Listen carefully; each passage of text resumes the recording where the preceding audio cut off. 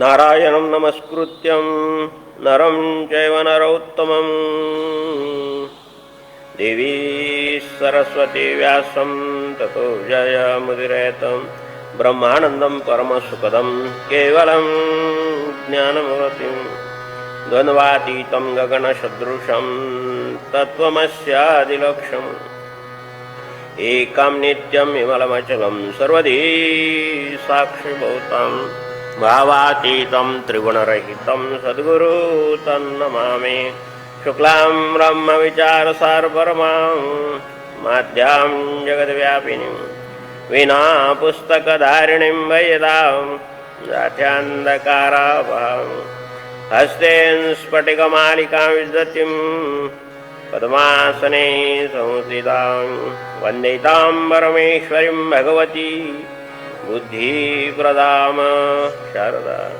ओम नमः पार्वतीपते हर हर महादेव गोपाल कृष्ण भगवान की जय। श्री गुरुदेव दत्त दत्त दत्त लक्ष्मी जनार्दन स्वामी महाराज की जय। बजरंगबली की जय। निवृत्तिनाथ महाराज सर्वाईश्वर भगवान की जय। संकटमोचन हनुमान की जय। महामृत्युंजय भगवान की जय। हर हर महादेव शंभो काशी विश्वनाथ गंगे। हर हर महादेव शंभो काशी विश्वनाथ गंगे। हर हर महादेव शंभो काशी विश्वनाथ गंगे। हर हर महादेव शंभो काशी विश्वनाथ गंगे। काशी विश्वनाथ गंगे। अमरनाथ गंगे। काशी अमरनाथ गंगे। हर हर महादेव शंभो काशी विश्वनाथ गंगे। हर हर महादेव शंभो काशी विश्वनाथ गंगे। काशी विश्वनाथ गंगे। काशी विश्वनाथ गंगे। काशी अमरनाथ गंगे। काशी अमरनाथ गंगे। हर हर महादेव शंभो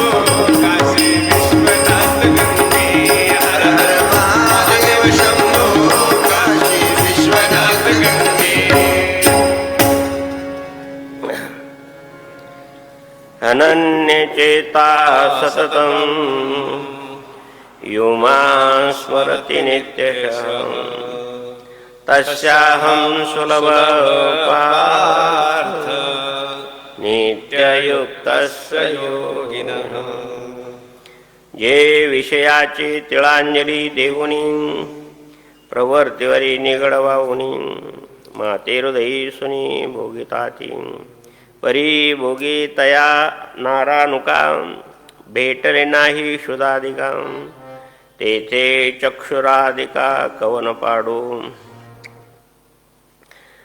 ऐसे निरंतर एकवटले जे अंतःकरणे मजसी निगडले ते मीच होऊनी आटले उपासिती तया देहावसाने पै पावे तैतिही माते स्मरावे परिम्याजरी पावावे तरी उपासिते कायसी पै रंकू एक अडलेपणे काकुळती अंती धावागा म्हणे तरी तयाची ग्लानी धावणे काय न घडे मज। अर्जुना पहा की माझ्याशिवाय दुसऱ्या विषयाकडे ज्याचे मन नाही आणि अत्याचाराने निरंतर आणि दीर्घकाळ जो माझे स्मरण करतो त्या समाहित चित्ताच्या योगाला मी सुखाने मिळू शकतो। ही श्रेष्ठ स्थिती प्राप्त झालेल्या महात्म्यांना मजप्रत आल्यानंतर पुन्हा दुःखाचे स्थान आणि अनित्य अशा जन्माला प्राप्त होत नाही। जे भक्तविषयांना तिळांजली देऊन मन प्रवृत्तीला बेडी घालून मला अंतःकरणात साठवून माझ्या स्वरूपाचा अनुभव घेतात तथापि माझे भक्तिसुख भोगीत असताना त्यांना समाधान वाटत नाही। त्या स्थितीत ते भूक तहान या स्वाभाविक प्राणधर्माला देखील भेटत नाही। पण बिचारे डोळे कान यांचे काय महत्त्व? या प्रकारे जे माझ्याशी अखंडपणे एकरूप झाले आहेत ते अंतःकरणपूर्वक मला चिकटले आहेत. ते मद्रूप होऊन देहादी उपाधीचे आटून गेले आहेत. असे जे भक्त माझी उपासना करतात, ज्यावेळी त्यांचे शरीर पडण्याची वेळ येते त्यावेळी त्यांना माझी आठवण करावी, नंतर मी त्यांना प्राप्त व्हावे, असे प्रकार घडले तर उपासनेत काय अर्थ आहे? जर एखादा कोणी दीन अडल्यामुळे अंतकाळी करुणेने मला धावा करतो, हे देवा धाव धाव असे म्हणाला, तर त्या संकटकाळी मी धावून जात नाही काय? बोल हरी बोल हरी हरी हरी बोल केशव माधव गोविंद बोल हरी हरी हरी बोल केशव माधव गोविंद हरी बोल हरी बोल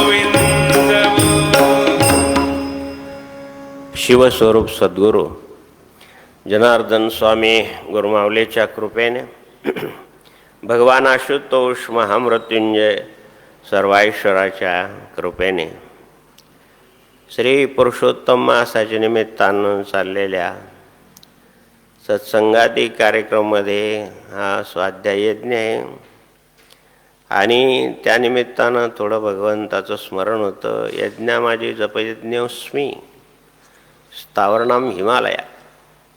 असं कलियुगातलं एकमेव जसं स्थावर जंगम मालमत्ता असते, स्थावर मालमत्ता म्हणजे ती कुठं हलवता येत नाही. जंगम मालमत्ता असते ती आपण दुसरीकडे नेऊ शकतो. घर ही स्थावर मालमत्ता आहे, शेती ही स्थावर मालमत्ता आहे. तशाच प्रकारचं स्थावर स्वरूपाचं साधन कलियुगामध्ये एक तर हरिनामाचं स्मरण, चिंतन आणि संत चरित्र यानं आपलं चरित्र सुधारले जातं, चांगले संस्कार मनामध्ये उदित होतात. म्हणून या पुरुषोत्तम मासाच्या निमित्तानं यो मामेव सम्मूढो जानती पुरुषोत्तमा, देवाला जे आवडतं ते आपण केलं पाहिजे. देवाला आवडतं त्याचं नाव आणि संतांचं नाव. संताचं महिमा देवाशी पुसावे, देवाचं महिमा संताशी पुसावे. संततेची देव, देवतेची संत, निमित्त त्या प्रतिमा, असं पण म्हटलं आहे. आणि म्हणून संत चरित्र ऐकणं हे पुण्याचं काम आहे. आणि म्हणून हे सर्व आपल्याला सगळीकडं बंदचं वातावरण असल्यामुळं घरीच आपल्याला विज्ञानाच्या माध्यमातून, प्रक्षेपणाच्या माध्यमातून, साईलीलाच्या माध्यमातून जवळपास 2-4 जिल्ह्यात दाखवत आहेत. त्यांना आभार मानलं पाहिजे, त्यांना वंदन केलं पाहिजे. श्री अवनकर बंधू, ठाकरे बंधू, समाधान भाऊ, सोपान भाऊ, संतोष भाऊ या सर्वांच्या माध्यमातून गोरगरीब शेतकरी मंडळींना, कास्तकरी मंडळींना, मजूर मंडळींना आणि आपल्या कामावर आणि वेळ असेल त्यावेळी ऐकू शकता एवढी व्यवस्था ही मंडळी करतायत. म्हणून त्यांना वंदन आहे, नमस्कार आहे. आणि भजनाच्या माध्यमातून आणि प्रवचनाला आणखीन एक प्रकारची रंगदेवता प्राप्त करून देणारे श्री शिवराम महाराज, श्री जनार्दन महाराज, श्री लक्ष्मण महाराज, श्री अजय महाराज, श्री नवनाथ महाराज, सर्व महाराज मंडळी भजनाचे साथ देत आहेत. त्यांना वंदने. जय हरी, जय जनार्दन. आणि भगवान श्री संतोषगिरी महाराजांच्या आवाजाचं मार्ग तुम्ही दररोज ऐकताय. अनेक अनेक घरामध्ये सद्गुरू जनार्दन स्वामींच्या नामाचा भजनाचा आवाज आणि घरोघरी ऐकायला मिळून राहिला. ते संतोषगिरी महाराज, त्यांना ओम नमो नारायण नाम भगवान कोणी पाहत असतील त्यांना ओम नमो नारायण. बंधू भगिनी कोणी पाहत असतील, कोणी चहा पित असतील, चहा पिता पिता पाहत असतील, काहींची नाश्त्याची वेळ झाली असेल किंवा स्वयंपाक करता करता कोणी पाहत असतील. सर्वांना आणि सांगतो मला कसं काय माहिती आम्ही स्वयंपाक करता करता पाहून राहिलो, असं पण काही सांगतात लोक. आता वेळच ती आहे, ज्यांना 7 वाजता 8 वाजता जायचं आहे सर्व्हिसला, त्या माय बहिणी लवकर उठून स्वयंपाक करून तुमच्या हातात डबा द्यायला लागेल. आणि अशा सर्वांना वंदन करून विश्वचालक भगवान श्री जनार्दन आपल्या प्रिय भक्त अर्जुनाला आणि अक्षर ब्रह्मयोग 8वा अध्याय सांगताना आणि 14व्या श्लोकात भगवान सांगते की अनन्य चेता सततम यो मा स्मरते नित्यशः तस्याहम सुलभ पार्थ. त्यासाठी मी फार सुलभ आहे. जो नित्य भगवंताचे भजन करतो, प्रार्थना करतो, भक्ती करतो, आणि असा जो भक्त आहे, अनिक हे माझ्या मना हो का पंडित शान, नामरूपी जडले चित्त त्याचा दास मी अंकित. असा जो आहे भगवत भक्त आणि भगवान त्यासाठी सुलभ आहे. भगवान हे कष्ट साध्य नाही, तो प्रेम साध्य आहे, भाव साध्य आहे, श्रद्धा साध्य आहे. आणि ही करत असताना प्रेमात झालेले कष्ट माणूस विसरून जातो.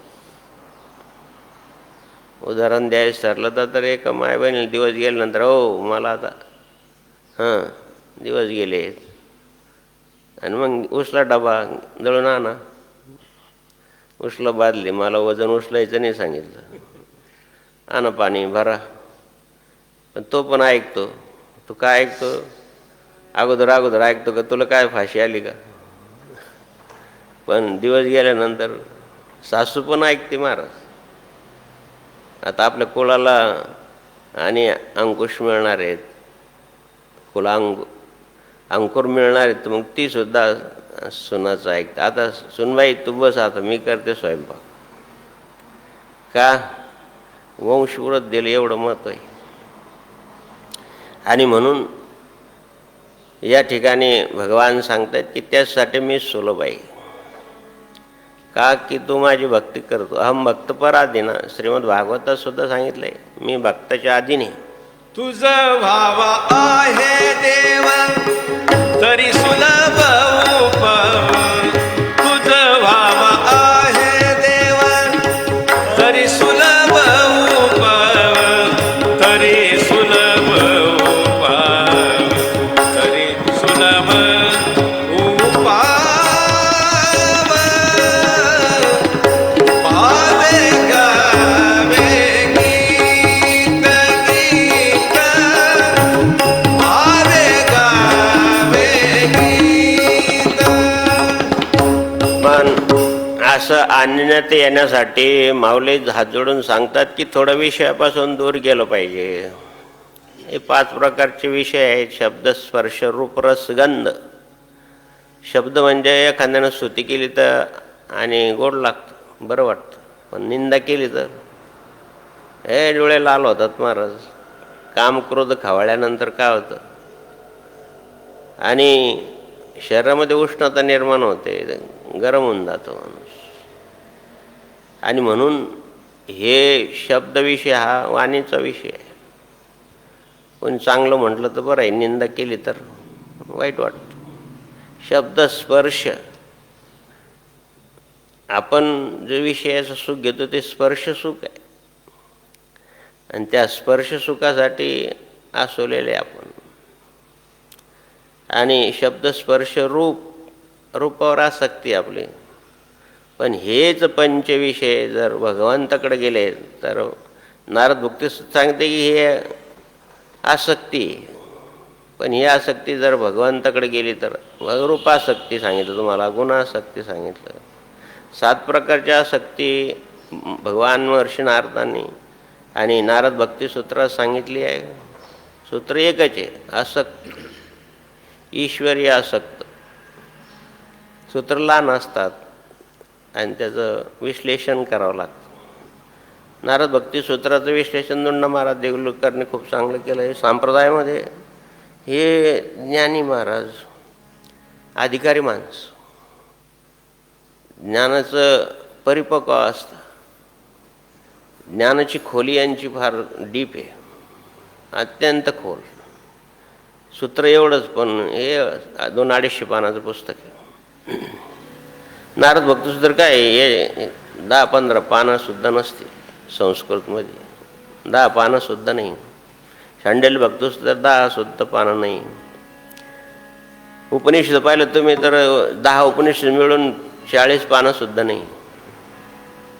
पण त्याचं सूत्रात्मक, त्याचं विश्लेषण, त्याचा भावार्थ, त्याचा अन्वयार्थ ही मंडळी भगवत कृपेने म्हणेनो युक्तीची आखोली, तुका म्हणेनो युक्तीची आखोली, म्हणून ठेविली पायी डोई, अस पामराहे काय थोरक, अस पामराहे काय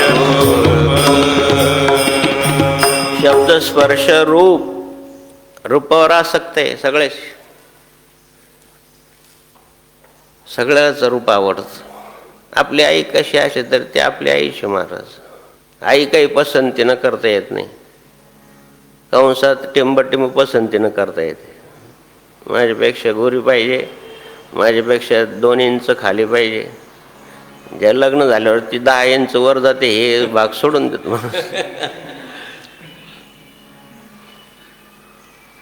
ही रूपासक्ती. रूप पाहता लोचनी, रूप पाहता लोचनी, सुख झाले व साजनी, सुख झाले व साजनी, तो हा विठ्ठल भगवान, तो हा विठ्ठल भगवान. आणि शब्द स्पर्श रूप रस. रस म्हणजे खाणं. गोड लागलं ते पदार्थ माणूस खातो. अति कोणतंही चांगलं, अति वर्जते. अति कोणतं नाही. मग युक्त हार्व्यारस्य युक्त रसस्य कर्मसु युक्त स्वप्नाबोधस्य योगो भवति. युक्त हार्व्यारस्य सांगितले नेम इंद्रियासार. तुकाराम महाराज अभंग पण आहे. आणि म्हणून हे रसना आणि रसस्वाद या 3 गोष्टी घडतात. आपण जेवतो, आपल्याला कडू आंबट गोड तिखट कळतं, हा रस आहे. कोण सांगतं ही कडू आंबट गोड तिखट? ही रसना म्हणजे जीव. ती आय लव्ह यू रसना नाही, ही रसना. उन्हाळ्यात पितं ती रसना नाही, ही रसना आहे. रसनेद्वारे रस घेता, नाथबाबांचं भागवत. रसनेद्वारे रस घेता मातली इंद्रिय सता, नेऊन घाली अधप्पाता, रसना मूळ न कळे आशा सव्वापास शिवव्यास गुरु जनार्दन स्वामींच्या पाडात. एकनाथी भागवत. आणि एकनाथ महाराज हा असं आम्ही मराठवाड्यातले, नाथबाबा पण मराठवाड्यातले. आणि पहिलं साहित्य कोणतं वाचलं असेल तर एकनाथी भागवत. बाबाजीने वाचत सांगितलं म्हणून वाचलं. चरित्र वाचलं. बऱ्याच वेळेस पैठणला पण जाऊन आलो. कारण काय आहे की तुकाराम महाराजांनंतर जवळपास 200-225 वर्षाचा काळ गेला. आणि तुम्हाला माहिती आहे, घरातला कर्ता पुरुष गेला तर घरातली अनास्था होते. राज्यातला एखादा चांगला राजा निघून गेला तर राज्यामध्ये अनास्था प्राप्त होते. तशाच प्रकारची भक्तिमार्ग म्हणजे भागवत धर्माला सुद्धा अशी प्रकारची ग्लानी आली.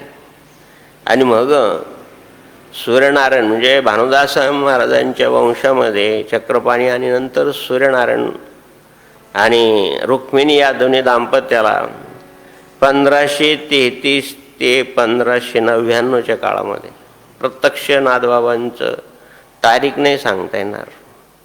पण सांगतात की षष्टी 6 वस्तू एकाच वेळेस आहे आणि म्हणून या पण नक्षत्र मात्र सांगितले असेल कुठं माहिती माझ्या वाचनात नाही आला असेल, भागवतात असेल, एकनाथी भागवतात असेल, प्रत्यक्ष इसवी सन तारीख असेल, पण इसवी सन आहे 1533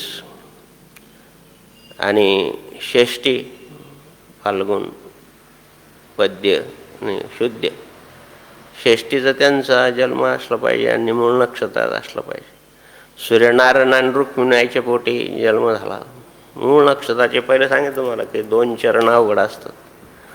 तशा प्रकारचे आणि या ठिकाणी माऊली सांगतात की हे जे महापुरुष असतात हे तिथूनच विषयाला तिळांजली देऊन येतात. रूप रस गंध चांगला सुवास घ्यावासं वाटतो. फुलाची माळा घातली तर बघा तुम्ही, आणि मग याच्यापासून जो दूर आहे या पंचविषयापासून एक एक विषय एक एक प्राण्याला घातक आहे. शब्द हा जो विषय आहे चांगल्या प्रकारचा मंजूळ आवाज काढला जातो, ते हरीण फसून जाते आणि मग तो पारधी जाळा टाकून त्याला धरून घेतो. म्हणजे शब्द विषयानं हरीण जाते, फसले जाते. स्पर्श विषय हाती धरायचा असेल तर मोठा खड्डा केला जातो त्याच्यावर आणि हातीने ठेवले जाते, लाकडाची म्हणा कशाची म्हणा, तो हाती तिच्यावर आसक्तो, स्पर्श करायला जातो आणि त्या खड्ड्यात पडतो. मग बरेच दिवस त्याला त्या खड्ड्यात अंकुश मारून मारून आणि मग तो विवळ होऊन जातो आणि मग तो क्रिकेट खेळतो, स्टूलवर बसतो. कळलं ना तुम्हाला? धोंडा खायला जातो, जावंच लागतं. सामाजिक ते येत असते, शिष्टाचार आलाच. एक वस्तू आली की दुसऱ्यावर शिष्टाचार आलाच. आणि त्याला स्पर्श विषयाला तो शब्द स्पर्श रूप विषय त्या भ्रमराला या पतंगाला यथा प्रतितम जललम पतंगा, त्याला ते रूप आवडतं दिव्याचं, तर त्या दिव्यावर झाप घेतो. आता हे दिवे ठीक आहे, पण पुरी ते दिवा वगैरे असायचं त्याच्यावर झाप घेतला की त्याचे पंख जळून जातात, जळून मरून जातात. याच्यावर सुद्धा किती किडे मरतात प्रखर उजेडा असला. यथा प्रतितम जललम पतंगा गीतेमध्ये रुनु झुनु रुनु झुनु रे भ्रमरा, रुनु झुनु रुनु झुनु रे भ्रमरा, सांडीची अवगुण रे भ्रमरा, सांडीची अवगुण रे भ्रमरा, रुनु झुनु झुनु रे भ्रमरा, रुनु झुनु झुनु रे आणि म्हणून त्याला ते रूप विषय आवडतं, त्याच्यावर तो झाप घेतो, मग तो पतंग जळून जातो. एक प्राणी एक विषयानं आणि जीव घातात. गंध सुगंध, त्या कमळाचं मकरंद घेण्यासाठी तो भुंगामध्ये जातो. काही सूर्यकमळ असतात, काही चंद्रकमळ असतात. सूर्यकमळ दिवसा उमलतात, रात्री बंद होतात. चंद्रकमळ रात्री उमलतात, दिवसा बंद होतात. असे कमळाचे प्रकार तो घ्यायला जातो. फार चांगले आहेत. साधू लोकांना सुद्धा संग्रह असावा. हे कशासाठी? तेवढा मोठा संग्रह आहे, किती मोठा परिवार आहे, अवघाचे संसार सुखाचा कर. आणि मग नाव ठेवणार लोक यांना काय करतो, साधू आहे तरी. मग आमचे आचार्य महामंडलेश्वर अवधेशानंद सांगितलं की साधूजवळ एवढा संग्रह असावा की मधुमक्खी जी होती ना,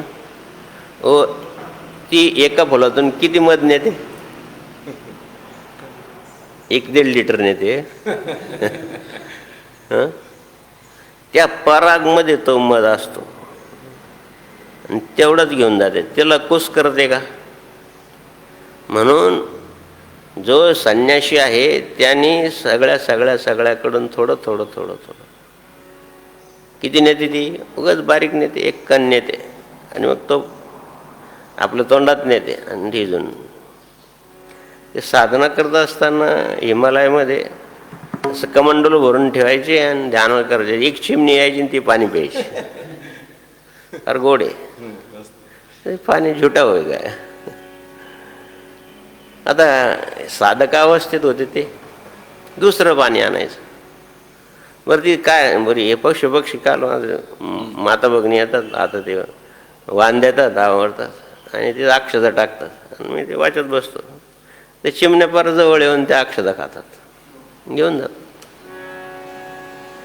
तशा प्रकारचे भज गोविंदम बालम कुंदम परमानंदम हरे हरे.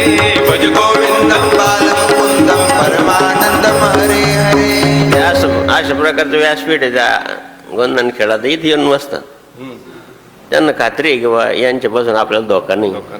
पशु पक्ष्याला सुद्धा कळतं. वृक्षवल्यामा झोई रे वनचे रे पक्षी सुस्वरे आळवीत. वृक्षवल्ली आमा सोयरी वनचरे.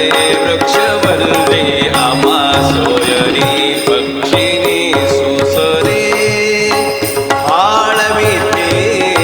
वृक्षवल्ली आमा सोयरी वनचरे.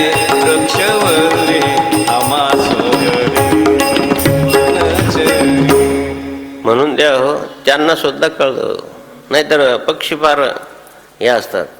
मच्छिंद्रनाथ महाराजांनी चरपटेनाथचं परीक्षा पाहण्यासाठी अरे सगळ्याला खाऊ घालतो, याजवळ कोणती सिद्धी आहे. मग त्यानं माहीत पडलं की यांच्याजवळ जी सिद्धी प्राप्त झाली ती अन्नदानाची सिद्धी दत्त महाराजांनी दिलेली. मग ते अन्नदान करतायत. यांनी काय केलं, दाणे टाकायचे तर पक्षी त्यांच्या अंगावर येऊन बसायचे, ते दाणे टिपायचे. चरपटनाथला वाटलं की माझ्यापेक्षा सिद्ध आहे, पक्षी तर माझ्याकडे येत नाही, आकर्षित होत नाही. मग त्या सिद्धीला विचारलं की यांच्या ह्या नाथाजवळ कोणती सिद्धी आहे, यांच्या अंगावर पक्षी येतात. चरपटीनाथ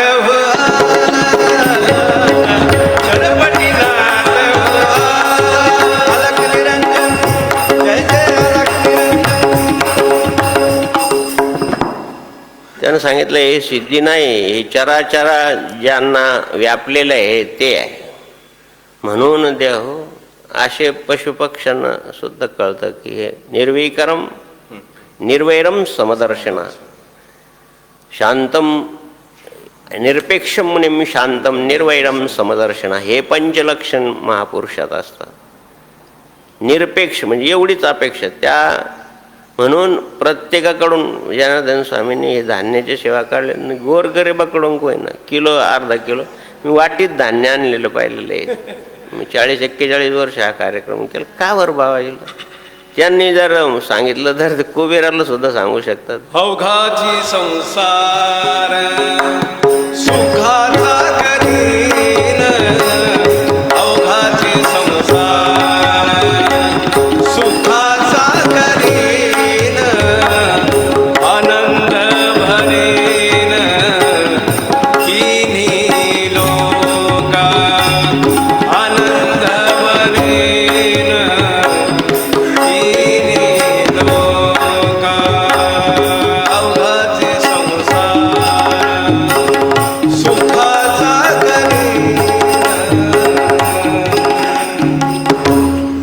थोडं सगळ्याकडून पाहिजे. म्हणून शेतकरी समाजाकडून अजूनही ती परंपरा बरेच गावाला टिकून आहे. ठीक आहे आपलं शरीर थोडंसं का आता ही सेवा करायला हे होत नाही. म्हणून सांगतात बरं की जसा तो मकरंद त्या फुलामध्ये गेला की ते मिटून जातं ते कमळ. खरं वास्तविक भुंगा आहे, तो भ्रमर आहे. तो लाकूड पोखरू शकतो, पोखरून बाहेर येतो. तो मोठं लाकूड सुद्धा पोखरून टाकतो. पहा तुम्ही बांबूला छिद्र पाडतो. बांबू आहे तसं कडक आणि लाकूड आहे, त्याच्यातून सुद्धा तो बाहेर येतो. पण ते मकरंद त्या खाण्यामध्ये, त्या गंधामध्ये, त्या वासामध्ये तो इतका फडून जातो तर श्वास कोंडून मरून जातो. प्रत्येक प्राण्यासाठी एक विषय घातक घेणे, सर्व विषय 5 विषय माणसाला आहे. त्याला स्पर्श करा वाटतो, त्याचा शब्दविषय त्याजवळ आहे. शब्द, स्पर्श, रूप, रस, गंध. म्हणून या ठिकाणी सांगतायत माऊली की विषयांची तिळांजली देऊन हे जन्माला येतात तर पूर्व संस्कार असतात आणि या पूर्वसंस्कारातूनच हे त्या विषयापासून दूर असतात. ती दररोज ती पाणी प्यायची. त्यांच्या गुरुजीने सांगितलं की गुरुजी हे हर रोज आते पाणी झूठा करते. अरे पिऊ दे म्हणे, काय बिघडलं, भगवान झूठा खाता है तर वो क्या है, क्या है शबरी के यात उच्चिष्टम सर्व सुदाम के चावन, शबरी के बेर सुदाम के चावन, रुचि रुचि भोग लगावे, चलो विधुरा घर जावे, उतवली चलो विधुरा घर जावे. अरे अवधेश सब झूठा आहे. व्याच उच्चिष्टम सर्व, तू भागवत तुम्ही ज्ञानी आहे चांगलं, व्याच उच्चिष्ट दररोज खातात. हं? गाईचं दूध आहे, अगोदर ₹5 रुपयाला दूध देते का, मग तो झुटा हो काय. मध ती वाटीत घेऊन येते का, कंठ तर आणते ना. दूध, मध, दही. दही ज्या वेळेस त्या दुधामध्ये विशिष्ट प्रकारचे जंतू खातात तेव्हा ते दही तयार होतं. ते बी झुटच. महात्मा ज्योतिबा फुले गावात दुष्काळ पडलं, पाणी नाही, विहिरीला पाणी, त्यांच्याच विहिरीला पाणी. त्या विहिरीला स्पर्श करता नाही. ती अमुक अमुकची विहीर आहे. प्रत्येक जातीच्या विहिरी होत्यात. माझ्या लहानपणी आम्हाला सगळं माहिती. भिलाचा आड, हा सोनाराचा आड, मारवाड्याचा आड. आड म्हणजे विहीर. अशी पडत होती आणि पाणी नाही लोकांना प्यायला. मग ज्योतिबांनी काय केलं, या बाबा हरिजन या पाणी प्या. अहो असं काय करतं, त्यांनी स्पर्श केला तर पाणी बाटून जात. अरे पाणी कुठं बाटतं का, कथाकथी त्याला बुद्धिवादी लोक समजूनच घेत नाही का. कोणच त्या स्पर्श केला आणि ते पाणी बाटून जाते, त्यांनाही ताण लागते. आणि मग समाजानं बहिष्कार घातला महाराज. एवढंच नाही, वडिलांना सुद्धा आणि सांगितलं की हा समाजाच्या विरुद्ध वागतो. त्यांना वेगळं काढून दिलं वडिलांनी, काही दिलं नाही. जनार्दन स्वामीला सुद्धा काढून दिलं वेगळं, काही दिलं नाही. स्वकष्टानं जनार्दन स्वामींनी जमीन कमवली. काय समाज करी शिवभक्ती करी, भक्तास अमृत बोध करी, कष्ट करी शिवभक्ती करी, भक्तास अमृत बोध करी. वेगळं काढून दिल्यानंतर पोटाचं चाललं पाहिजे. खडक वासलं धरणाचं काम चालू होतं पुण्यापाशी. त्याच्यावर खडी फोडल्याचं काम केलं दोघांनी, सावित्रीबाईंनी आणि महात्मा ज्योतिबा फुलेंनी. पण नाही, हे योग्य नाही. बिचारे ताण वाचून तळकळतात. त्यांचा जीवात्मा आहे आणि हा जीवात्मा एक आहे. एक आत्माबोध हे ज्ञान प्राप्त करून घेण्यासाठी जनी म्हणे आत्मा एक, जनी म्हणे आत्मा एक, सर्व घटी तो व्यापक. श्रीराम भजन करी महादेव, श्रीराम जय राम भजन करी महादेव. हे द्वैत जाण्यासाठी ते ज्ञान पैगा बरवे, जनी मनी मच्छी आणावे. कशाला ज्ञान म्हटलंय, नाथबाबांनी सांगितले एक आत्माबोध, फिरून कदा नपदे भेद. या नावे शुद्ध ज्ञान बोलीचे उद्धव आहे का हरी भक्तपरायणाच.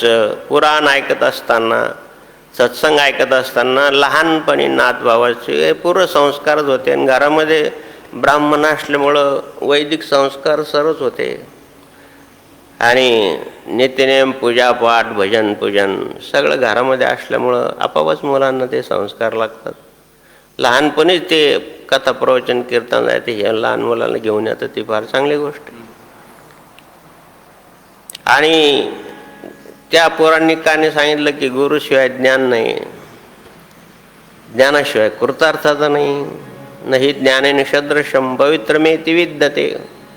आणि मग असे गुरु आपल्याला कुठं मिळतील. गुरु विना कोण बतावे वाट, गुरु विना कोण बतावे वाट. बडा विकट है यम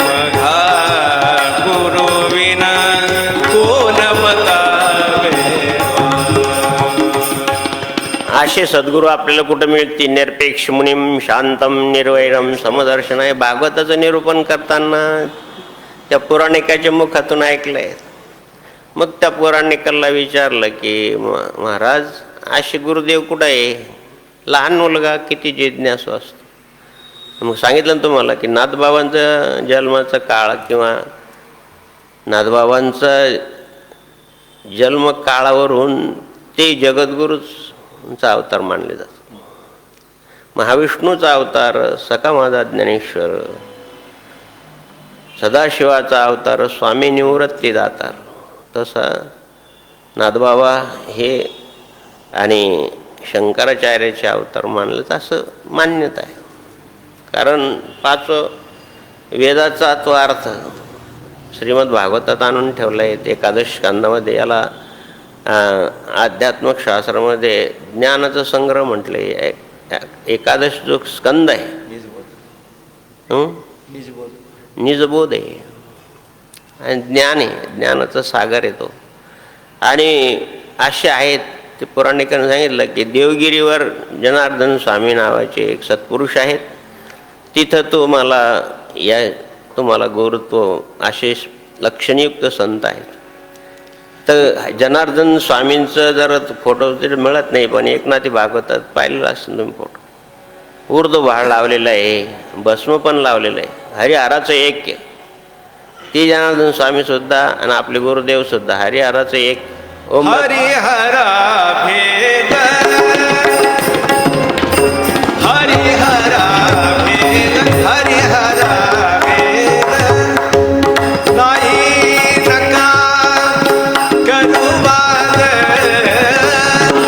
एका एकाचे हृदय एका एकाचे हृदय एका एकाचे हृदय. हरिहराचं ऐक्य उभा गंधपणे आडो भस्मपणे.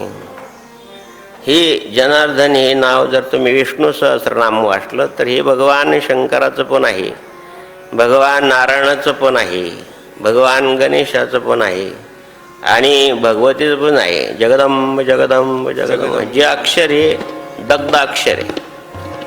दग्धाक्षर म्हणजे पापाचे पर्वत भस्म नाम अग्नीत तृण अग्नी मिळे समरस झाले तैसे नाम केले जपता हरी.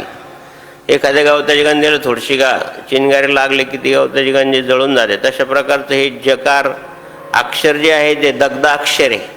आणि म्हणून जगदंब हे जय जगदंब जय जगदंब जय जगदंब जय जगदंब जय जगदंब जय जगदंब जय जगदंब जय जगदंब. हे दग्धाक्षर असल्यामुळं देवीचं पण आहे, भगवान गणेशाचं पण आहे आणि भगवान सूर्यनारायणाचं पण आहे. सगळ्या देवतेचे हे पंचदेवतेचे 1,000 नावं आहेत. तशी त्याला आज अनंत नावं आहेत महाराज. त्याचं नावच अनंत आहे.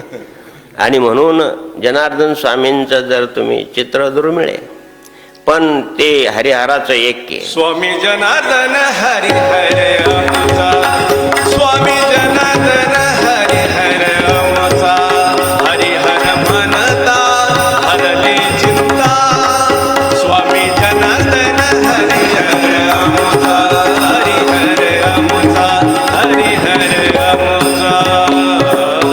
त्यांनी विचार केला की आई वडील तर नाही, आजोबा आजीला विचारलं तर ती जाऊ देणार नाही.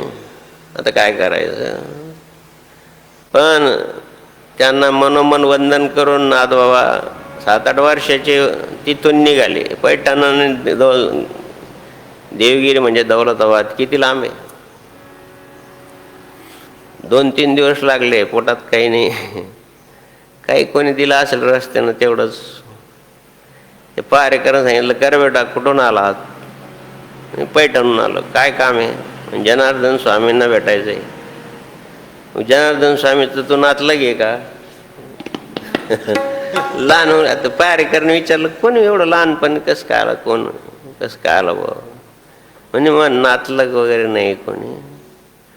मग का बरं आलं, काय काय कारण भेटायचं. मला त्यांच्याकडं शिकायचं आहे, मला त्यांची सेवा करायची. अरे वा. लहान मुलगा पण चांगलं बोलतो, गोड बोलतो.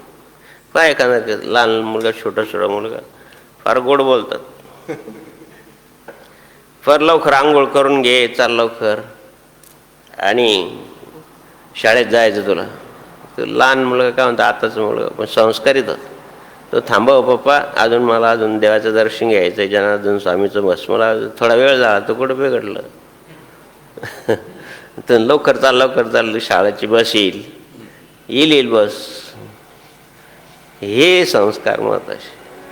गोड दिसतो बेटा, बरं जनार्दन स्वामी सेवा करायची आहे, चाल तुला मी घेऊन जातो. जनार्दन स्वामीकडे गेले ते सकाळी तर त्यांचं काम पाहिल्यानंतर ते काय असे वयाचं काहीतरी हिशोबली वगैरे पाहत होते.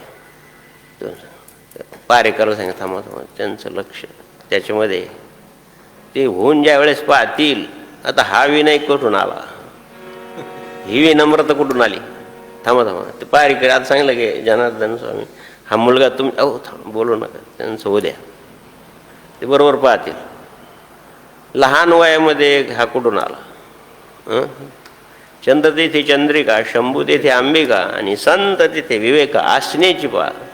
हे संताचं लक्षण म्हणून सांगितलं. आम्ही वैकुंठवासी आलो याच कारणाशी, बोलील जे ऋषिकेची साच भावे अर्था, हे सूत्र आहे.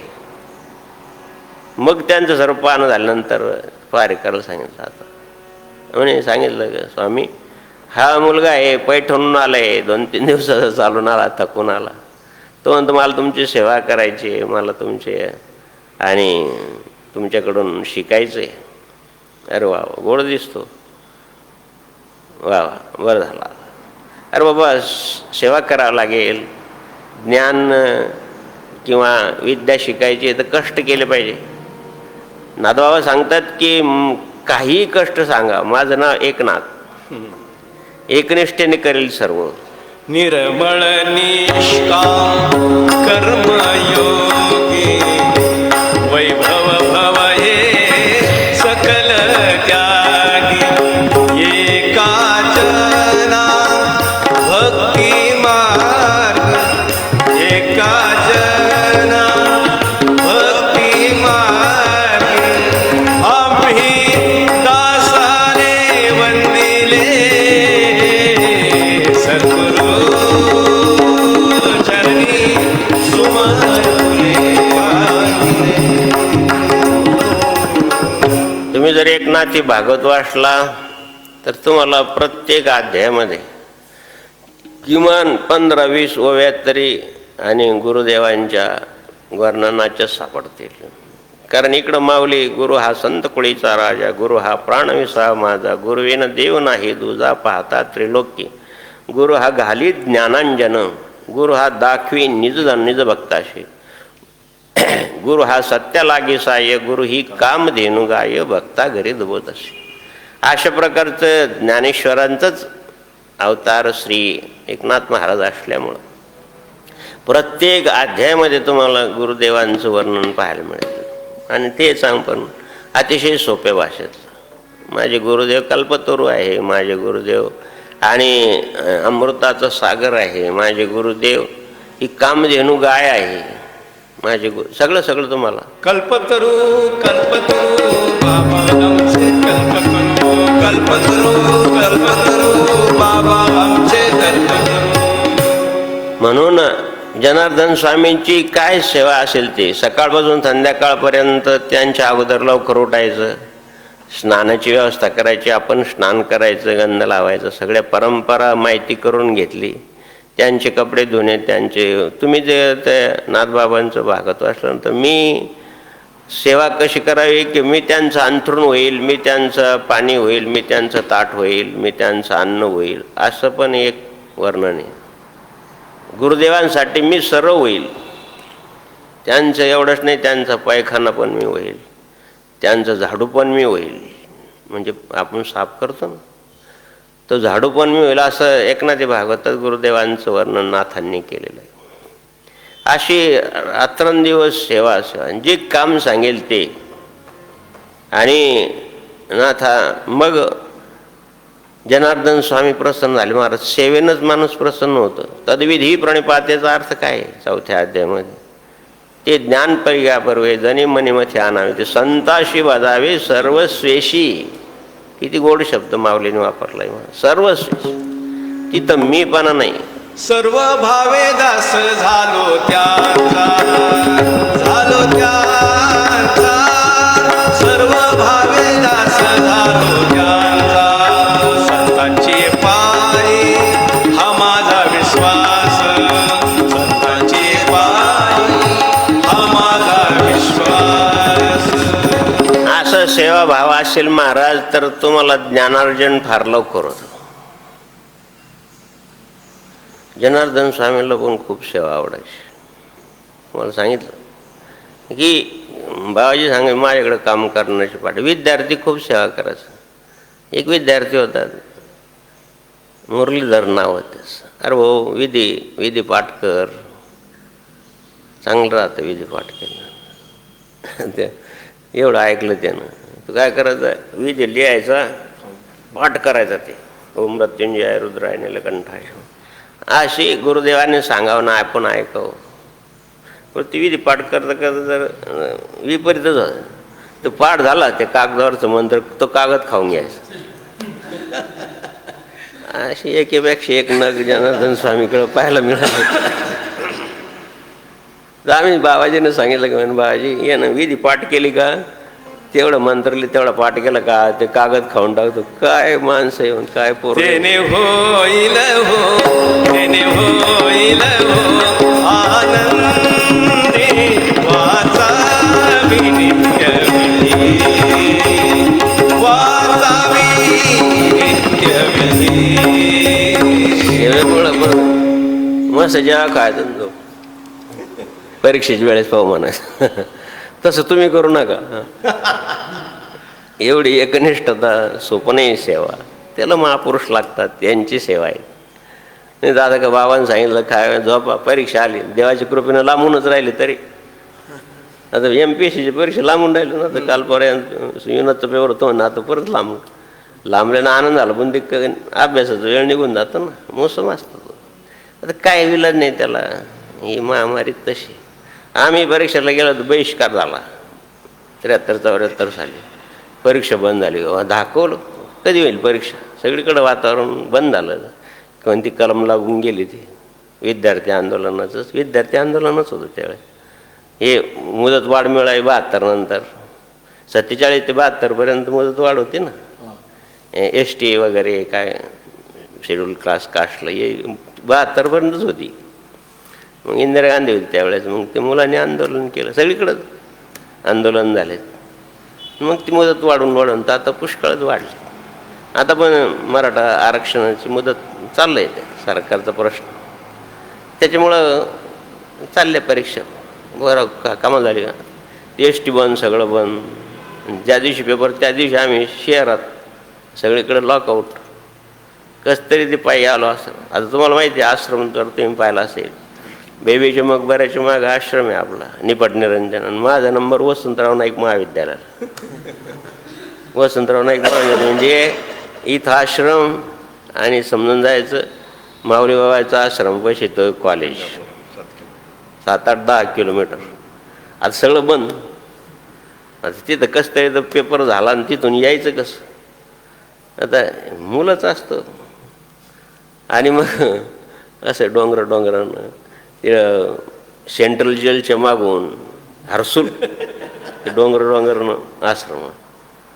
पाणी नाही, खायला नाही. पण सकाळी गेलं पेपरला मुख्य व्यासे. विद्यार्थ्यांसाठी अशा प्रकारची गुरु जनार्दन स्वामी जनार्दन, गुरु जनार्दन स्वामी जनार्दन, गुरु जनार्दन स्वामी जनार्दन, गुरु जनार्दन स्वामी जनार्दन. कष्ट करण्याची आणि हे पाहिजे, उत्कट इच्छा पाहिजे. काही झालं तरी शिकायचं. मंत्री होते काही दिवस, आमदार होते, खासदार होते. बा तू नोकरी करता कधी आला नाही माझ्याकडं. गावातला एक मोठा माणूस होता सदग्रस्त. मग त्यांना आम्ही अण्णा म्हणायचो, दादा म्हणायचो. म्हटलं दादा अण्णा असं आहे मला शिकायचं आहे. शिकणं झाल्यानंतर मग नोकरी करता प्रयत्न करेल. बरं वा चांगलं आहे शिक. आम्ही 2-3 विद्यार्थी गावातून आणि ग्रॅज्युएट झालो त्यावेळेस. सांगायचं तात्पर्य की नाथांनी सांगितलं की जी असेल ती सेवा. नाथांनी गुरुदेवांची कोणत्याही प्रकारची सेवाला कमीपणा मानला नाही. आणि तो सुद्धा तो जो मुरलीधर होता ना, तो परीक्षेच्या टायमाला कुशल जेवायचा. बरं त्याचा अभ्यासाची पद्धत बी वेगळीच होती. खूप पोटभर जेवायचं आणि मग रात्री 12 नंतर अभ्यास करायचा. झोपणंच येत त्याला मग. आणि परीक्षेच्या वेळेसच फक्त बाकी जनार्दन स्वामीचं काम. पण काय देवाची कृपा आहे, तो 4-5 वर्षाची प्रश्नपत्रिका आणायचा. परीक्षा आली का, यावर्षी हा प्रश्न आला, यावर्षी तो आला, त्यावर्षी, आणि यावर्षी निक्के हा प्रश्न येणार, असा अंदाज बांधायचा. तेवढाच अभ्यास करायचा. आता मला जनार्दन स्वामीची कृपा सांगायची की 10 प्रश्न असायचे आणि त्याच्यातून 5 सोडायचे असतात. तो असे 10-15 प्रश्नाची तयारी करायचा आणि कम्प्लीट त्याच्यातूनच 5 प्रश्न यायचे. बिचार त्याला नोकरी लागली, तो रिटायर पण झाला आणि लेकर बाळाचं लग्न पण झालं त्याचं. आणि बऱ्याच दिवसानंतर भेटला तर परत मागच्या आठवणी आले की जनार्दन स्वामींची सेवा आहे मला. तेवढ्या 10-15 प्रश्नाची तयारी परीक्षेच्या वेळेस करा. तसं तुम्हाला करून जमणार नाही. तुम्हाला वाचावंच लागेल, चांगलं करावंच लागेल, अभ्यास करावाच लागेल. जनार्दन स्वामींनी सांगितलं की बेटा ही खातावणे लिहायचा, हिशोब लिहायचा. कारण ते मी किल्लेदार होते. सगळ्या प्रकारचं अध्ययन अध्यापन सर्व शिकवलं. एवढंच नाही, दांडपट्टासुद्धा शिकवला. युद्धाच्या प्रसंगामध्ये जे काही तलवारबाजी वगैरे वगैरे आता सर्वांग होते जनार्दन स्वामी. तुम्हाला सांगायचं हे जनार्दन स्वामी सुद्धा सर्वांग होते. चांगले कष्ट करा हो, तुमचं शरीर चांगलं झालं पाहिजे. एखाद्या वेळेस तुम्हाला नोकरी नाही लागली तर तुम्हाला शेतीचं काम करायला लाज वाटली नाही पाहिजे. आणि बाबाजी सैन्यात जायचे त्यांचे बाबाजी प्रशंसा करायचे. यार म्हणजे चांगलं हेल्थ, बाबाजी म्हणजे शरीर, निरोगी शरीर हाच दागिना आहे पोरं.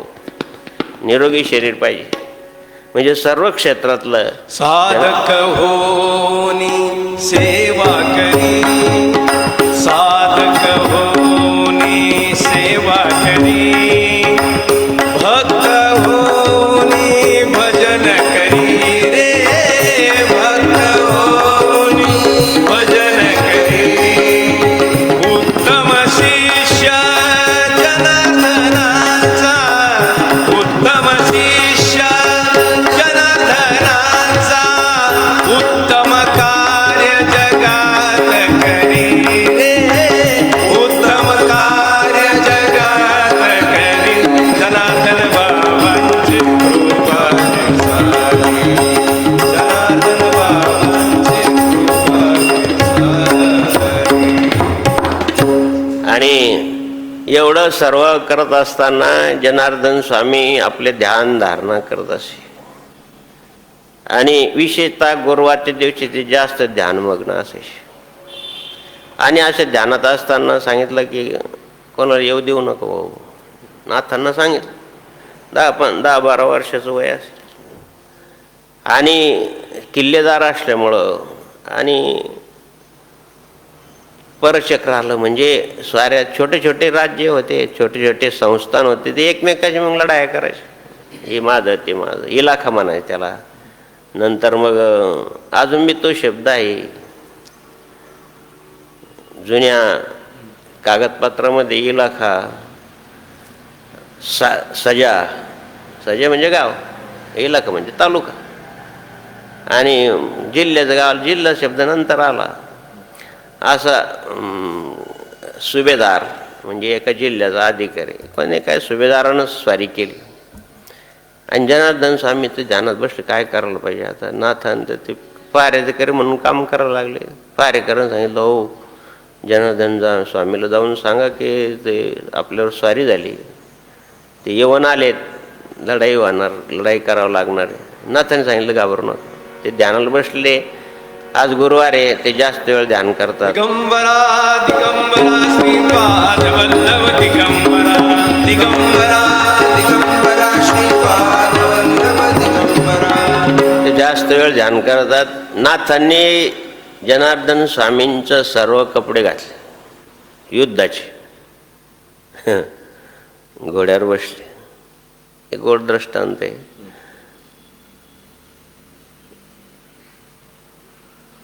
नरसिंह मेहता असे लीला करतात ना, रामलीला वगैरे, मग ते कपडे घालावं लागतात. रामाचे कपडे घालायचे, रामलीला करायची, जे काय असेल ते. शिवाजी महाराजांचे कपडे घालायचे. भले तो माझ्याकडे घेऊन पळा नका रात्री, पण ते नाटकात तर ते घालावंच लागतं ना. गमती जमतीच बाग. आचार्य आतरण ते नाटक करायला गेलं तर ते गुरुजींनी सांगितलं, हे कंसातलं ना म्हणायचं नसतं, पण ते पाठ करताना तलवारूपचे शिवाजी महाराज म्हणाले.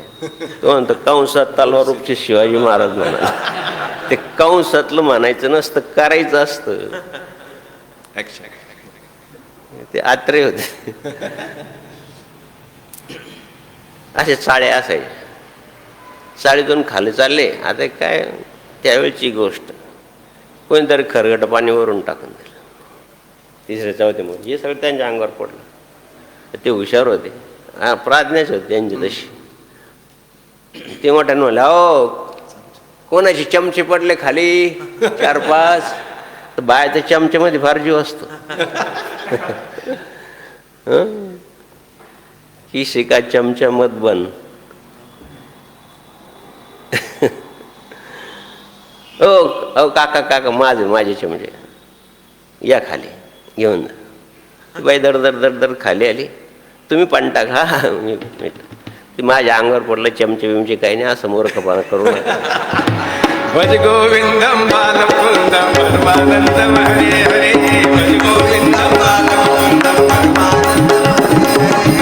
ते म्हणायचं नसतं. या नरसिंह येतात सगळे कपडे घातले आणि संध्याकाळी ते कपडे उतरायला लागले तर ते समोर यमराज उभं राहिला. म्हणे का तुमचं आयुष्य संपलं म्हणे. मग कधी संपलं म्हणजे तुम्ही नाटकात काम करता तेव्हापासून संपलं, पण ते तुमच्या अंगावर नरसिंह महाराजांचं वेश आहे ना, त्यामुळे मला तुम्हाला घेऊन जाता येत नाही. असं विनोद म्हणा किंवा कथा म्हणा आहे. मग त्यानं ते कपडेच काढले नाही, तसेच राहून दिले. झोपायला बी नरसिंह महाराजचे कपडे तो काळ दररोज पाहायचा की कधी कपडे काढून ठेवील. मला म्हणायचं हे की नाथांनी एकनाथ महाराजांचा वेश घेतला तर ती वीरश्री आणि दुगुणीत झाली. महाराज दुप्पट आली. एक तर नाथांची निष्ठा, दुसरी गोष्ट गुरुदेवांचं पोशाख परिधान केल्यानंतर ती शक्ती द्विगुणित झाली. शक्ती द्विगुणित होते. अध्यात्म असं सांगतं की आपण गुरुदेवांनी सांगितल्याप्रमाणेच जर आचरण केलं तर बाबाजी सुद्धा म्हणायचे की गुरु गुरु गुरु गोळ चला शक्कर. त्यांच्यापेक्षा त्यांच्यात जास्त शक्ती आहे आणि असं ते सांगतात. आणि म्हणून नाथांची शक्ती निष्ठेची आणि गुरुदेवांचं आत्यंतिक प्रेम अशा दोन्ही शक्तीनं ते परचक्र त्यांनी परतून लावलं. आणि तिकडून आल्यानंतर जनार्दन स्वामी महाराज की जय, जनार्दन स्वामी महाराज की जय. जनार्दन स्वामी मध्ये ऐकून राहिले कोण जय जयकार करतो. बरं हे विजयश्रीचा जय जयकार आहे, काही दुसरा जय जयकार नाही. ते जनार्दन स्वामी महाराज त्यांनी पाहिलं आपला वेश परिधान केलं नाथ समोर. नाथ तू कसं काय म्हणजे महाराज असं तुम्ही ध्यानाला बसले जर गुरु आहे तुम्ही जास्त वेळ ध्यान करता आणि म्हणून मी तो वेश धारण केला आणि मग तुला एवढी लढाई कशी कार जिंकता आली. म्हणून खरं सांगू गुरुदेव तुमच्यामुळं माझ्यामध्ये शक्ती डबल झाली. तुम्ही दिलेलं ज्ञान दानपट्ट्याचं वगैरे तो एक भाग श्रद्धेनं मी ते श्रवण केलं किंवा अनुकरण केलं आणि तुमचा वेश परिधान केल्यानंतर म्हणून देव हो वेशाला सुद्धा फार महत्त्व आहे. का बरं भगवस्त्र घालायचं. सगळ्यावर टीका केली ओशीने पण भगवस्त्रावर नाही. भगवस्त्राबद्दल त्याच्या अंतःकरणात अत्यंत आदर होता. त्याला काळा निळा आवडत नव्हतं. भगवस्त्र म्हणजे काय ज्ञानाचं प्रतीक आहे म्हणायचं. आणि म्हणून द्यावं त्यांचं जर परिधान केलं मग काय परंपरा भेग भगवान म्हटलंय. आमच्यामध्ये दशनाम संन्यासामध्ये जे काही वेगवेगळ्या प्रकारचे देवता आहे, वेगवेगळ्या प्रकारचा वेश आहे, जटाजूट आहे किंवा हे काय म्हणतात त्याला आभूषण आहे. म्हणून भगवस्त्राला विशेष आणि विशेष महत्त्व आहे. गुरुदेवांची वेशभूषाला पण महत्त्व आहे. किल्लेदार असून तो वेश घातला. गुरुदेव माझी श्रद्धा आणि तुमची वीरश्री त्याच्यामध्ये वेळ झाली म्हणून मी विजय मिळवला. हे मीने मिळवला, हे तुमची शक्तीने मिळवला. तुमची शक्ती आमची भक्ती या देहाला मिळो द्या मुक्ती तुमची शक्ती आमची भक्ती या देहाला मिळो द्या मुक्ती. एक विनोद सांगू विनोद नाही घडलेला प्रसंग. ते महाराजांचा फोटो पण महाराज नाही, ते नाव नाही सांगायचं. ते पती पत्नीची भांडणं झाली, ते फार फारकतीपर्यंत गेलं. आता ते तसं तो शेतकरी समाजात शिकलेलं काही नाही मला ते नकोच. जनार्दन स्वामीला सुद्धा सांगितलं की तिचं माझं जमतच नाही, ती मला नकोच. अरे मग ती कायदा आहे, ती फारकती घ्यायला तयार नाही, आणि कसं काय व्हायचं. बरं तो इथं यायचं, काम करायचं, आणि महिन्याला तारखेला इथं नाशिकला जायचं, कोर्टात जायचं, काम खूप करायचं. तर जनार्दन स्वामीला ते आवडलं. म्हणजे एक काम कर बाबा, तारीख द्या विभूती. आता हे कार्यक्रमच आहे आपल्याकडं हा. परीक्षा आली द्या विभूती, पोट दुखत द्या विभूती. एकच उपाय सारवा. जनार्दन स्वामी सांगितलं एक काम कर, बारदाण्याची लुंगी लावून जाय.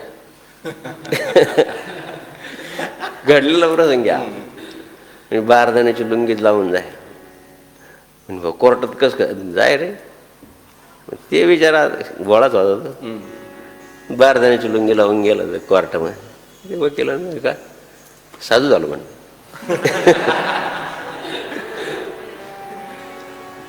ती कोर्टात ती पण आली.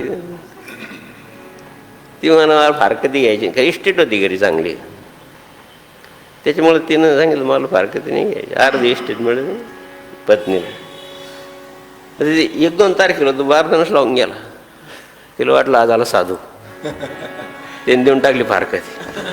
माझा जनार्दन भोळा, माझा जनार्दन भोळा, माझा जनार्दन भोळा. प्रकार असा झाला की ती खरंच महाराज झाले. मग सांगायचं हेतू लक्षात घ्या की वेशाला महत्व आहे. काही असो, ही भगवान काही गंमत नाही. का बरं गंध लावा, पांढरं वस्त्र घालावा. हरिनाम मंडळी, भागवतकार मंडळी किंवा वैष्णव मंडळीला काय वेगळं वेशभूषा आहे, केलं पाहिजे. त्याला पण महत्व आहे. नाथांनी ते परचक्र पळून लावलं, तर हे आनंद झाला. जनार्दन स्वामीला पण आनंद झाला महाराज की वा काय चांगला मुलगा आहे, इतकं चांगलं हे केलं त्यानं. आणि मग दुसऱ्या दिवशी तर हिशोब तपाशीत बसले असताना नाथ बाबा एक रुका म्हणजे एक आणा म्हणा, 1 रुपया म्हणा, हिशोब काही लागाना. दररोज किती खर्च आला, किती गेलं, हे नाथांच्या याच्यावरून मी लहानपणी नाथांचं चरित्र वाढल्यानंतर लहान मी सुद्धा की वडील 10-15 रुपये द्यायचे जास्तीत जास्त. मग काय खर्च केला लिहून ठेवायचं. याला फी इतकी दिली, मग इतकं झालं, एवढ्याचं हे आणलं, जिरे आणले, मोहरे आणले, काय असं ते. अजूनही ती वही तशीच आहे लिहून ठेवलेली. हायस्कूलला असताना तर काही नाही म्हणून जवळ होतं, पण काही दिवस कॉलेजच्या पिरियडमध्ये महाविद्यालय शिक्षण घेताना ते सर्व हिशोब लिहून ठेवायचं. काय असो, आणि तुम्ही ग्रहस्थ आश्रमी लिहून ठेवायला काय हरकत. शेतकरी काय लिहायचं, 10 पोते जमले, 10 पोते विकले, 3 पोते खाल्ले. अरे पण लिहून ठेवा ना. मारवाडी काय करतात, तुम्ही किती खर्च करा, मुलांना खर्चायला देतात ते पैसे, पण ते लिहून ठेवतात.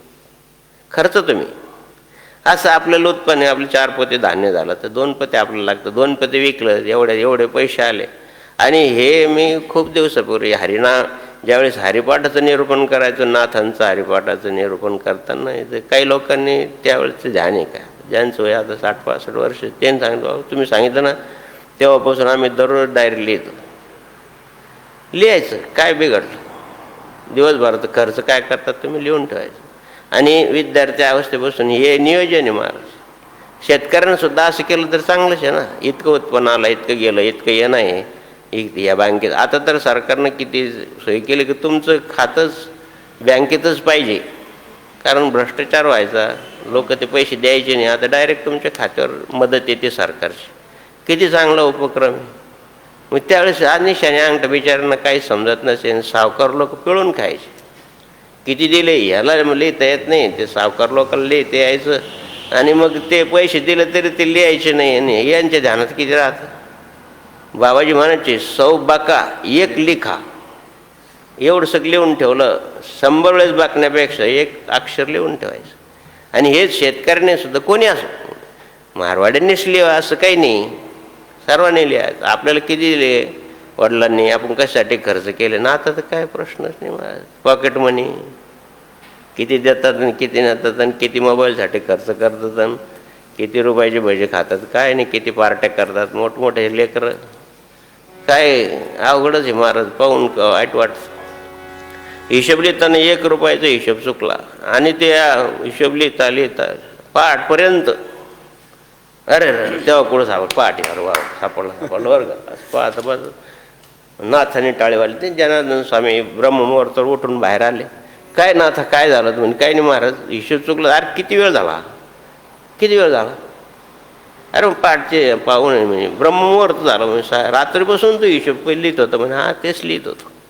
अशा प्रकारची लगन पाहिजे. मग सेवेमध्ये ऐशी लागी लगन मेरा हो गई मगन तो गली गली भगवान. ऐसी लागी लगन मेरा हो गई मगन, ऐसी लागी लगन मेरा हो गई मगन, हो तो गली गली गली हरि गुण गाने लगी, ऐसी लागी लगन मेरा हो गई मगन.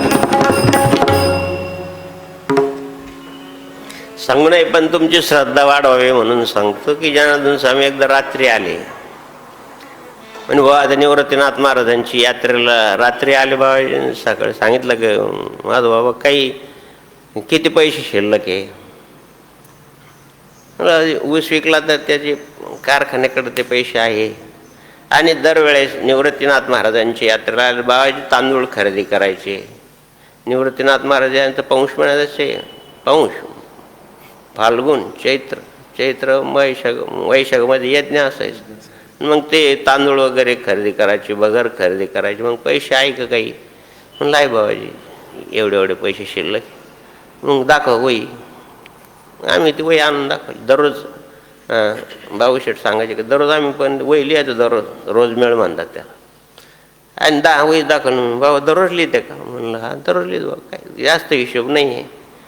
आले किती गेले, किती कारले कितीचे विकले, हे धान्य किती विकलं, काय किती विकलं. बाजी काय हे यज्ञाचं वगैरे विकून सामान उरलं का बाजी विकायची. मग तुमच्यासारखे भक्त मला एवढं द्या, त्याला एवढं द्या, असे खाते होते यांच्याकडे. असे म्हणलं हे बाजी खाते, यांना एवढं दिलं, यांच्याकडे एवढी बाकी, हे लिहितो. म्हणून बाबा कसं लिहितं तुम्ही?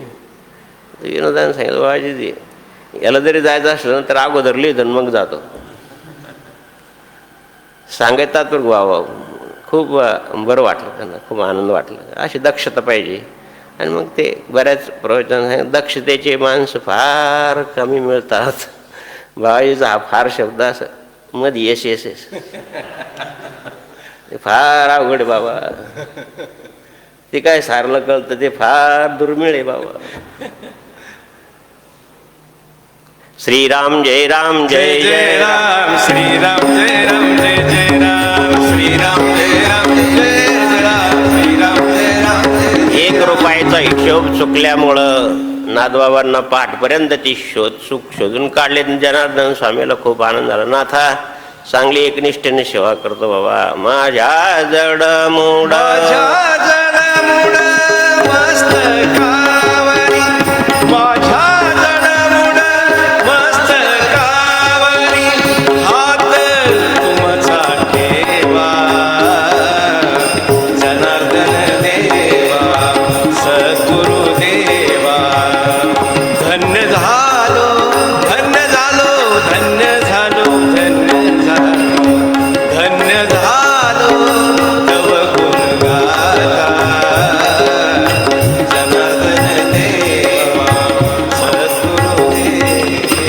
जनार्दन स्वामी प्रसन्न झाले, नाथबाबांना अशा कवळेत धरलं.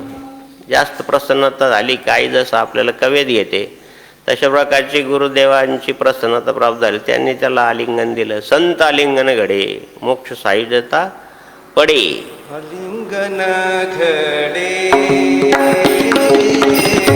आलिंगन घडे मोक्ष सायुज्यता जोडे.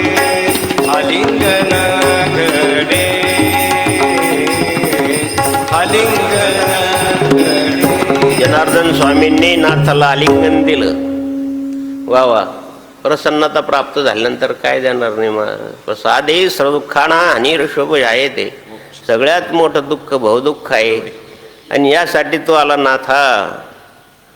बस तुझ्या कृपा झाली, गुरु कृपा झाली, इमारत फळा आली. संत कृपा झाली, इमारत फळा. इमारतीला कुठं फळा येतात. एका जणांनी सांगितलं वास्तू शांती. आता नवीन प्रवचन काय होतं, वास्तू शांतीसाठी कोणतं गोळी घ्यावी प्रवचन का हो. सोपं आहे ना. संत कृपा झाली, इमारत फळा आली. इमारत आहे ना ती. कोणती वास्तू असो काय, ती इमारतच आहे. याच्यावर प्रवचन करायचं. पुढं मागं तुम्ही जर मोठे अधिकारी झाले ना, तुम्हाला छंद लागला प्रवचनात, तर मग हे तुम्हाला काम येईल पुढं. संत चरित्र, कोणाची जयंती असेल, कोणाची पुण्यतिथी असेल एखाद्या महापुरुषांची, आणि त्याच्यात तुम्हाला बोलवलं तर नुसतं पाहायचं. आता तुम्हाला तर काय तुमच्या हातात आहे, खिशात आहे. कोणत्या दिवशी काय, या दिवशी हे प्रवचन झालं नाथांचं. माझं तावडीचा विषय नाथ. आणि म्हणून सांगायचं तात्पर्य की जनार्दन स्वामी प्रसन्न झाले, नाथांच्या डोक्यावर हात ठेवला आणि इकडचं तिकडं झालं महाराज. काय त्यांना काय संकल्पना करू शकतात. सर्व विद्या, सर्व ज्ञान आणि जनार्दन स्वामींच्या कृपेने नाथबाबांना मिळालं. जय जनार्दन. सद्गुरु जनार्दन स्वामी महाराज. ओम नमो भगवते वासुदेवाय. ओम नमो भगवते वासुदेवाय. सद्गुरु जनार्दन स्वामी महाराज. सुख करता दुःख